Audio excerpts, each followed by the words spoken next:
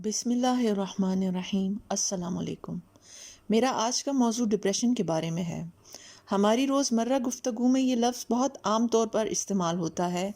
اسے زیادہ تر محض اداسی سے تعبیر کیا جاتا ہے، حالانکہ اداسی کی عام کیفیت اور ڈپریشن میں خاصا فرق ہے۔ عموماً ایک انسان اپنی زندگی میں بہت سی وجوہات کی بنا پر اداسی کا شکار ہوتا ہے، مثلاً کسی عزیز کا بچھڑ جانا، ملازمت سے ہاتھ دھو بیٹھنا، امتحان میں ناکام ہونا، مالی مسائل، گھریلو جھگڑے وغیرہ۔ یہ تمام چیزیں ہماری اداسی اور غمگینی کا باعث بن سکتی ہیں، اور یہ ایک فطری عمل ہے، نہ کہ کسی بیماری کی علامت۔ لیکن اگر یہ اداسی اور غمگینی کی کیفیت 2 ہفتوں سے زیادہ طویل ہو جائے اور انسان کی زندگی میں خلل ڈالنے لگے تو پھر اس کو بیماری شمار کیا جا سکتا ہے اور کسی ڈاکٹر سے رجوع کرنا ضروری ہو جاتا ہے۔ دوسری بات یہ کہ ڈپریشن کے لیے کسی وجہ کا ہونا بھی ضروری نہیں۔ ایک انسان کی زندگی نعمتوں سے بھرپور ہونے کے باوجود بھی وہ ڈپریشن کا شکار ہو سکتا ہے۔ ڈپریشن کی عمومی علامات یہ ہیں۔ نمبر 1، تقریباً ہر روز پورا دن ڈپریشن کی حالت میں رہنا۔ نمبر 2، تقریباً ہر روز معمولات زندگی میں دلچسپی نہ لینا، حتیٰ کہ ایسے کاموں میں بھی جن میں پہلے دلچسپی رہی ہو۔ نمبر 3، تقریباً ہر روز وزن کا گھٹنا یا بڑھنا جبکہ اس کی کوئی وجہ نہ ہو، یا بھوک کا کم یا زیادہ ہونا۔ نمبر 4، سوچنے کی صلاحیت اور حرکت کرنے میں کمی آنا، جبکہ یہ بات دوسروں کے مشاہدے میں بھی آتی ہو۔ نمبر 5، تقریباً ہر روز کمزوری محسوس کرنا۔ نمبر 6، تقریباً ہر روز انسان کا یوں محسوس کرنا جیسے اس کی کوئی قدر و قیمت نہ ہو، یا غیر ضروری طور پر احساس جرم میں مبتلا ہونا۔ نمبر 7، قوت فیصلہ کی کمی۔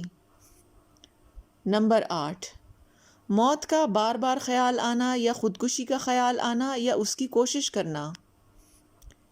یہ علامات ڈپریشن کے شکار انسان کی معمولات زندگی کو بری طرح متاثر کرتی ہیں، اور ان کا سبب کوئی دوسری بیماری یا کسی دوا کا اثر بھی نہیں ہوتا۔ ڈپریشن کا علاج عموماً بیک وقت 3 طریقوں سے ہوتا ہے: ڈاکٹر کی تجویز کردہ دوائی، تھراپی اور روزمرہ طرز زندگی میں تبدیلی لانا۔ ایک ماہر ڈاکٹر متاثرہ شخص کی حالت، اس کی دوسری بیماریوں کی دواؤں اور ان کے اثرات کو مد نظر رکھتے ہوئے ہی دوا تجویز کرتا ہے۔ عموماً شروع میں یہ دوا کم مقدار میں دی جاتی ہے، رفتہ رفتہ یہ مقدار بڑھائی جاتی ہے تاکہ متاثرہ شخص اس کو سہ سکے۔ دوا کا اثر 4 سے 6 ہفتوں میں نظر آنا شروع ہو جاتا ہے۔ ڈاکٹر کا کام یہ بنتا ہے کہ وہ متاثرہ شخص پر دوا کے اچھے اور برے اثرات کو جانچے اور اس بات کو پرکھے کہ اس شخص کے اندر کتنی بہتری آئی ہے۔ جہاں تک تھراپی کا تعلق ہے تو اس حوالے سے 3 طرح کی تھراپی استعمال ہوتی ہے۔ Number 1، cognitive behavioural therapy.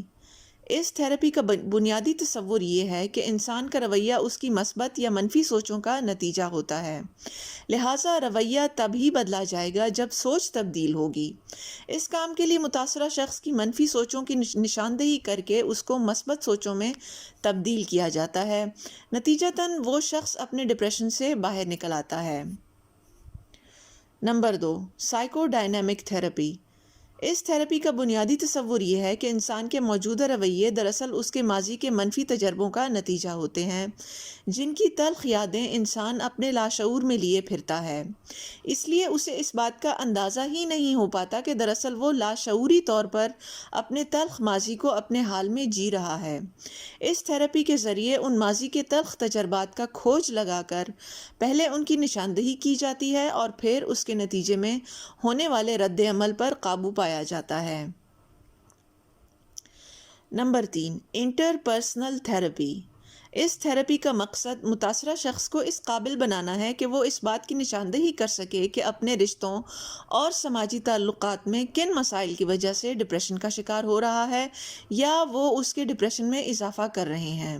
اس کے بعد اس شخص کو سکھایا جاتا ہے کہ وہ ان لوگوں سے بات چیت کے ذریعے سے ان مسائل کے 2 طرفہ حل نکالے۔ ان تھراپیز کے علاوہ اپنے طور پر انسان کو اس بات کی کوشش کرنی چاہیے کہ اپنے جذبات کو اپنے اندر رکھ کر ہی گھٹن کا شکار نہ ہو، بلکہ ان کے اظہار کے لیے لکھنے کا اہتمام کرے۔ لکھنے کا مقصد کسی کی برائی کرنا نہیں ہوتا، بلکہ اپنے دل کا بوجھ ہلکا کرنا ہوتا ہے۔ یہ تحریر لکھنے کے بعد اگر تلف بھی کر دی جائے تو اس کا نقصان نہیں ہوگا، کیونکہ ہمارا مقصد تو صرف اپنے جذبات کو تحریر میں لانے سے ہی پورا ہو جاتا ہے اور ہمارے غموں کا ہم پر اثر ٹوٹ جاتا ہے۔ امید ہے کہ آج کی ویڈیو سے آپ کی معلومات میں اضافہ ہوا ہوگا۔ آپ کی توجہ کا شکریہ۔